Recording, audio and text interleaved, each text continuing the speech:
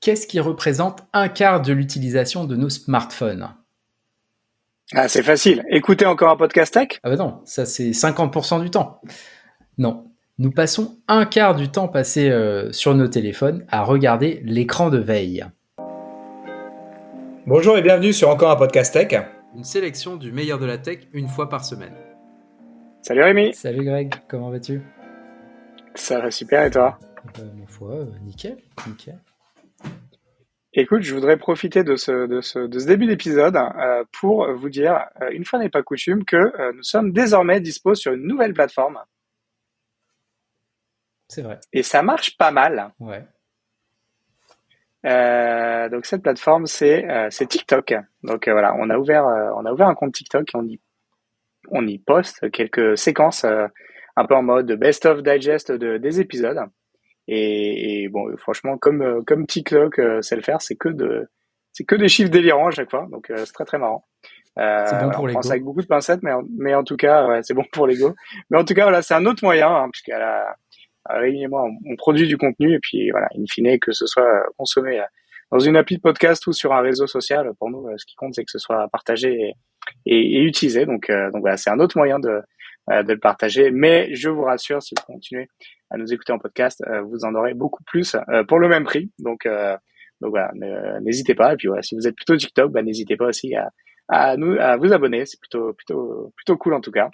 Et puis ça s'appelle toujours encore un podcast tech, donc c'est facile à trouver. On vous mettra le lien dans les notes de l'émission. Carrément. Et d'ailleurs, en parlant de nouveautés technologiques, on est également en vidéo sur Spotify. Donc bon, apparemment sur les téléphones iPhone, ça a marché de ton côté ou pas? Ah oui, ça a marché chez moi. Ah. C'est juste que je pouvais pas te faire une copie d'écran, mais ça Ah marche d'accord. parfait. Ah ouais, bah oui, copyright sur le contenu. Hein. Donc super. Et ouais, Vous pouvez voilà. voir nos têtes Donc sur ouais, YouTube peut-être. et Spotify. Et voilà, exactement. Donc si vous écoutez depuis l'application Spotify, hein, puisque on le dit jamais assez, mais c'est une grosse application de podcast, hein, Spotify. En fait, vous avez un petit bonus qui vous permettra systématiquement de voir la version vidéo de l'épisode. Donc voilà, c'est si vous préférez nous écouter c'est ok. Vous voulez pas voir nos gueules, c'est ok.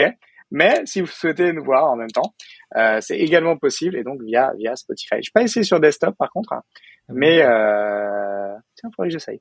Mais en tout cas, voilà, c'est nouveau et donc voilà, comme vous voyez, on n'est plus que sur l'audio, on est également sur la vidéo. Même si YouTube, ça fait depuis le début, nous sommes sur YouTube, mais voilà, on a de nouveaux relais, nouveaux canaux de diffusion. Ouais, exactement. Alors Rémi, du coup, de quoi on parle aujourd'hui? Eh bien, des écrans donc lock screen qu'on traduira alors plusieurs fois par écran de veille ou par écran de verrouillage ou verrouillé. Incroyable. Exactement. Ouais, bah voilà. Alors du coup, on va plutôt utiliser le lock screen parce que c'est plus rapide. Mais voilà, vous avez compris l'idée. C'est ce qui se passe quand vous prenez votre téléphone, qu'il est allumé, mais que vous ne le déverrouillez pas. Tout à fait. Et donc, ce qu'on a vu, c'est que y a une étude de 2021, donc assez récente, de la London School of Economical and Political Science, qui a équipé des sujets de lunettes avec des micro-caméras pour voir en fait pour filmer leur session de téléphone. Et sur 894 sessions, 221 étaient sur l'écran de veille. Alors ça paraît énorme quand même, hein, comme chiffre. Et en même temps, pas très très étonnant. Bah ouais. Non, carrément, c'est assez logique parce que, moi je vois, alors j'ai plus de montre, du coup, pour regarder l'heure par exemple, je regarde et ensuite, ce que l'étude a aussi trouvé, c'est que la plupart juste après avoir fini une tâche, les gens regardaient machinalement leur téléphone, tu vois, pour voir s'il n'y avait pas une notification, un truc comme ça. Et c'est le fameux FOMO. Exactement. C'est le fameux FOMO, ça. Exactement. Et l'autre chose, le fear of missing out. Ouais. Et autre chose, c'est que les gens, dès qu'ils étaient souvent, ils n'y allaient pas d'eux-mêmes, mais c'était une action extérieure, donc du téléphone, une notification notamment, qui les faisait tourner l'œil et regarder vers leur téléphone. Donc c'est pour ça qu'il explique qu'en fait, on s'en rend même plus compte. Et donc ça serait intéressant, nous aussi, de nous équiper de petites caméras pour voir ce que ça donne, quoi. Ça se trouve, on les regarde, mais à foison. Alors, moi, je sais que depuis que j'ai une Apple Watch, on va voir, j'ai beaucoup moins ce réflexe-là parce qu'en fait, effectivement, il y avait deux raisons pour lesquelles je prenais mon téléphone. La première, c'était regarder l'heure. Ouais. Et la deuxième, c'était voir si j'avais pas loupé un appel, une notification. Et en fait, ce qui est intéressant, c'est que sur l'Apple Watch, justement, j'ai pu, déjà j'ai l'heure vu que c'est une montre, hein, Pas mal. mais surtout, j'ai pu régler les notifications assez finement pour que finalement les notifications importantes, c'est-à-dire les appels de personnes très très proches ou les messages de personnes très très proches seulement, j'ai vraiment tuné le truc très très finement pour ne pas recevoir la moindre notif Insta. Voilà, que je puisse être notifié. Ce qui fait que quand je n'ai pas mon téléphone, je sais que je ne loupe rien parce que ma montre m'aurait prévenu. Et donc, du coup, depuis que j'ai ma montre, en fait, je prends moins machinalement mon téléphone pour garder l'écran de verrouillage. Ouais, je comprends. Logique. Est-ce qu'on commencerait pas, du coup, Rémi, par définir ce qu'est la différence entre un écran de verrouillage et un écran d'accueil? Bonne idée. Alors, l'écran de verrouillage ou de veille ou lock screen, c'est l'interface tout simplement quand le téléphone est verrouillé. Généralement, c'est lui sur lequel vous allez voir des notifications et, comme sur ton Apple Watch, l'heure.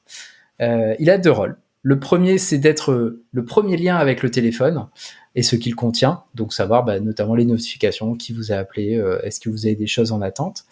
Mais c'est également un système de sécurité. C'est lui qui va vous permettre d'accéder au contenu du téléphone, donc soit en faisant un code, soit en vous déverrouillant avec votre tête ou votre doigt, soit en faisant les petits signaux là comme ça sur votre écran. Et peut-être juste, Ouais. attends, excuse-moi juste Rémi, peut-être juste une parenthèse en lisant les notes. Je réalise ça et ça vaut quand même le coup de le rappeler parce qu'il y a plein de personnes peut-être qui nous écoutent, qui nous regardent, qui n'ont pas vécu ça. Ouais. C'est qu'en fait, à la base, avant les iPhones et les trucs, il n'y avait pas, ou les Android, il n'y avait pas de système de verrouillage du téléphone.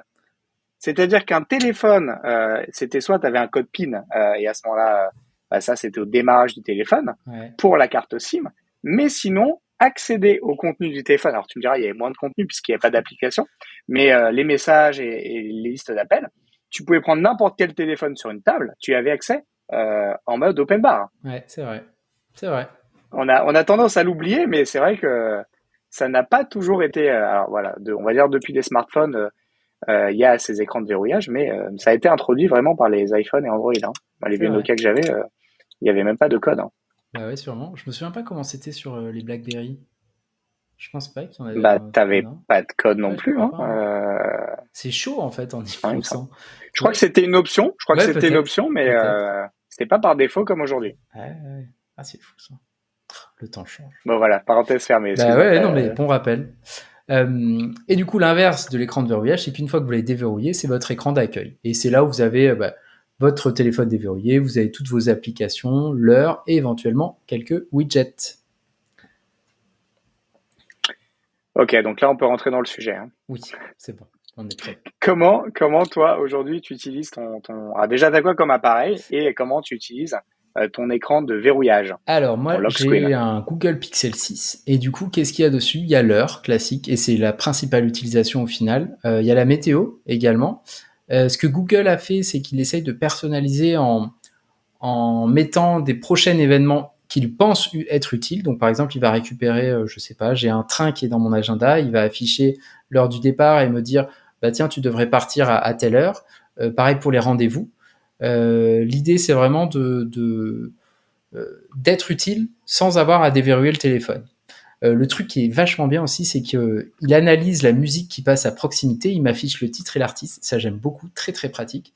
Quoi, un Shazam automatique Exactement, un Shazam automatique. Wow. Et les notifications, bien sûr.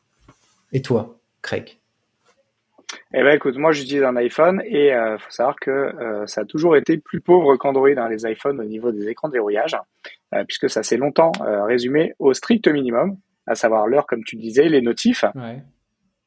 un raccourci quand même sur l'appareil photo et la torche. Ça c'est Ça, c'est pratique. plutôt pratique Ouais. et en vrai c'est à peu près tout. Mais la bonne Ah. nouvelle c'est que c'est sur le point de changer. Ah On va en parler. Cool. Mais du coup, pour faire un peu durer le suspense, je propose de parler de ce qui va changer sur Android d'abord. Tu vois, comme ça, les gens vont rester Exact, jusqu'à parce la fin qu'il de y a aussi l'épisode. des changements. Exactement.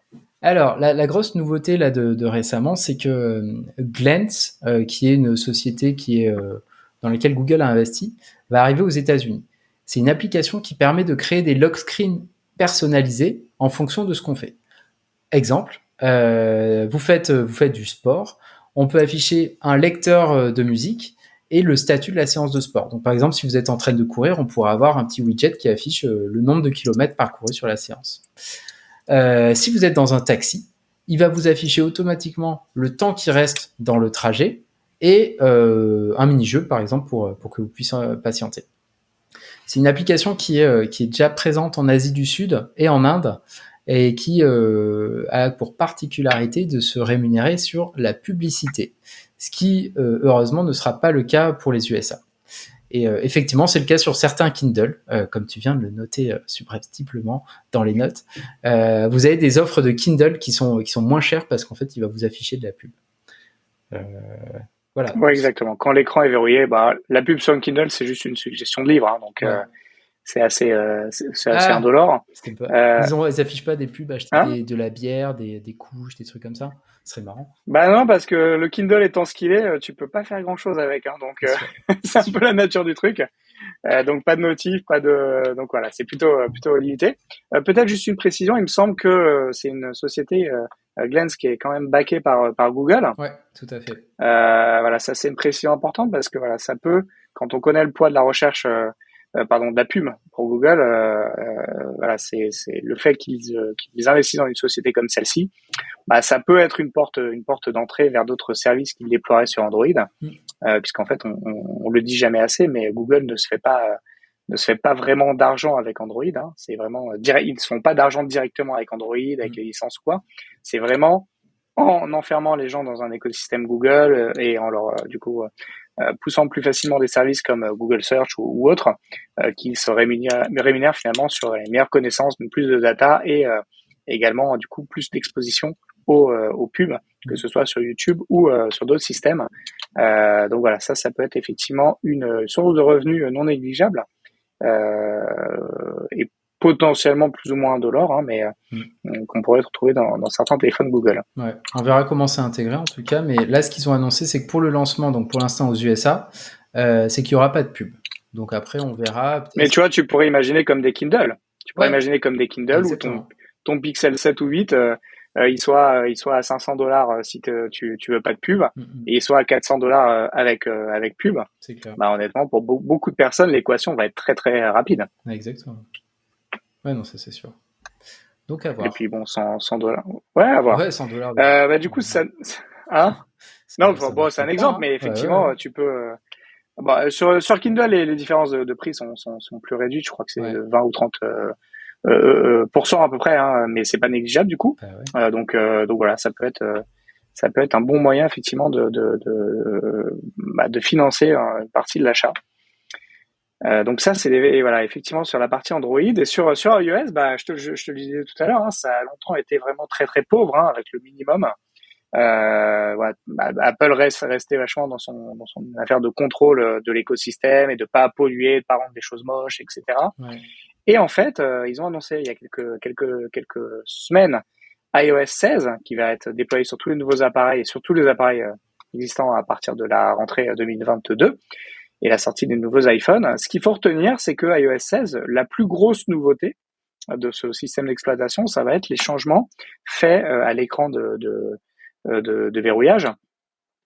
Donc voilà, l'année dernière, ils ont vraiment beaucoup travaillé sur la partie écran d'accueil justement, avec comment on casque les applications, etc. Là, cette année, l'ordre du jour, c'est vraiment de s'attaquer à ce qui se passe quand le téléphone est verrouillé. Et ils ont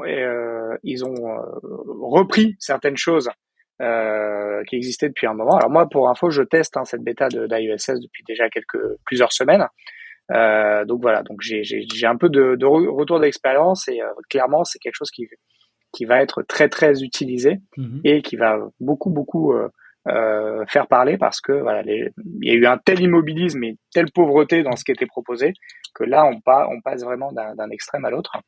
Donc bien entendu, comme tu le mentionnais tout à l'heure sur Android, il va y avoir l'arrivée de widgets.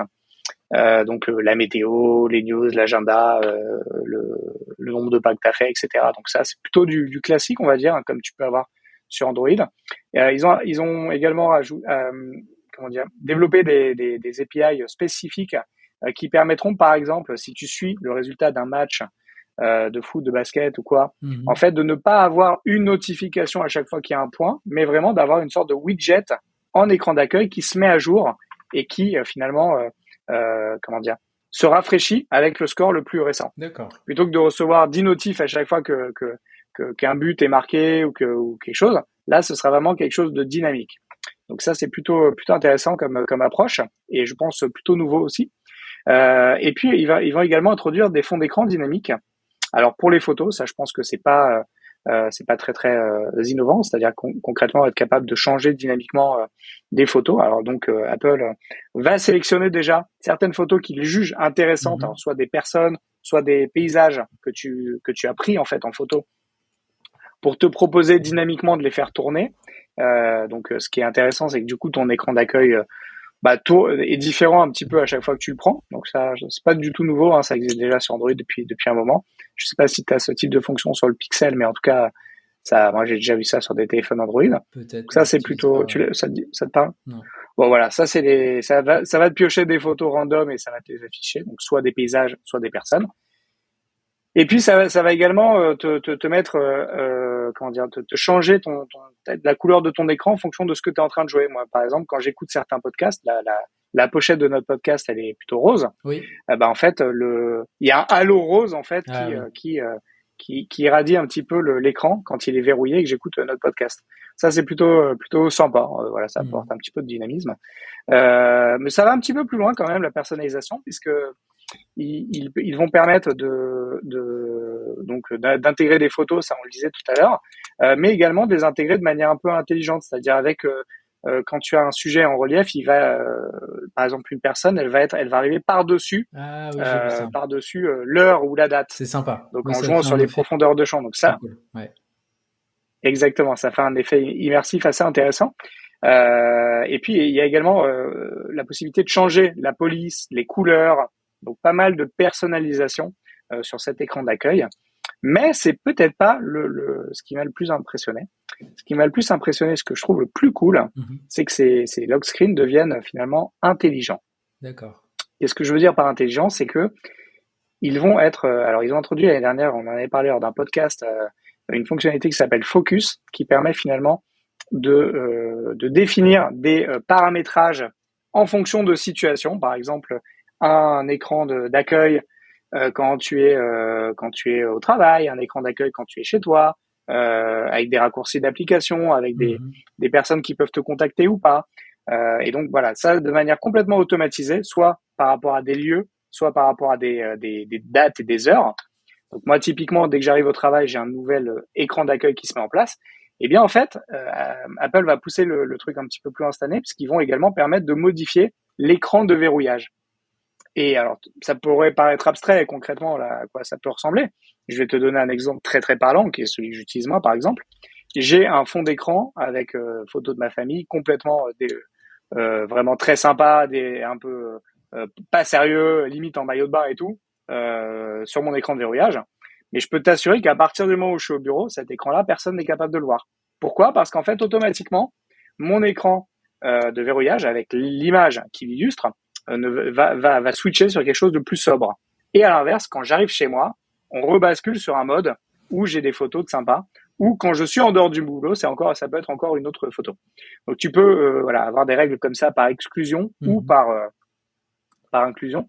Et ça, c'est hyper intéressant parce que ça te permet vraiment, on a tous vu cette photo, ce collègue avec une photo un peu gênante de son chat ou de ses enfants sur son ordi ou sur son téléphone. Eh bien aujourd'hui, tu peux avoir le meilleur des deux. Tu peux avoir des photos absurdes de toi et qui sont visibles uniquement quand tu es dans un environnement, on va dire, bienveillant et maîtrisé. Et à l'inverse, avoir quelque chose de plus corpo, de plus sobre quand tu es dans un environnement que tu maîtrises moins.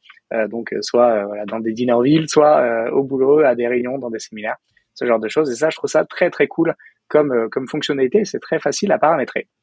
Intéressant. Dis donc, sympa. Donc tout ça pour dire, ils s'y mettent très tard et ils s'y mettent bien, comme souvent chez Apple. Alors là, on a un petit peu de recul sur Focus, puisque ça fait 1 an que c'est déployé. Dans la pratique, je pense connaître personne qui l'utilise, cette fonctionnalité. Que toi. Donc C'est toujours le problème, c'est que voilà, on essaie de garder les choses simples, mais en l'occurrence, elles nécessitent un tout petit peu de paramétrage en amont, qui est, moi honnêtement, je trouve très simple, mais je suis peut-être pas un bon indicateur. À voir si ces fonctionnalités d'écran de verrouillage vont être comprises et utilisées, ou est-ce que ça va faire un flop comme l'année dernière avec les focus. Moi, j'ai envie de te dire, de toute façon, la fonction, elle est là, je suis très content de l'utiliser et c'est finalement ce qui compte pour moi. C'est vrai. Bon, bah cool. Merci. Et je l'ai pas précisé, mais ça te suit ce fonctionnement sur tous tes appareils. Donc potentiellement ton iPhone, ton iPad, etc. Logique en même temps. Très bien. C'est pas mal ça. Voilà, donc les lock screens n'ont pas dit leur dernier mot et ont encore, je pense, certaines opportunités d'innovation à nous apporter. Et ça, je trouve que c'est plutôt cool pour un truc qu'on consulte 25% du temps. Et oui, tout de même, exactement. Sauf si on a une Apple Watch, du coup. L'étude ne le précise pas. Sauf si on a une Apple Watch. Écoute, merci. Ça marche, Rémi. Donc, écoute, de quoi est-ce qu'on pourrait parler? Écoute, j'ai bien envie qu'on fasse un petit follow-up sur Elon Musk et Twitter. On avait fait un épisode il y a quelques semaines sur le rachat de Twitter, l'épisode qui avait entraîné Elon Musk à racheter Twitter. Entre-temps, comme on pouvait s'y attendre et comme on l'avait annoncé, il y a eu plein de développements. Et honnêtement, c'est pépite. Donc, ça mérite un petit épisode récap, juste pour vous dire où on en est et qu'est-ce qui s'est passé depuis. Spoiler, il s'en est passé des choses. Oh oui. Eh bien, super. Rendez-vous la semaine prochaine alors. Merci Greg. Salut. À la semaine prochaine, Rémi. Ciao.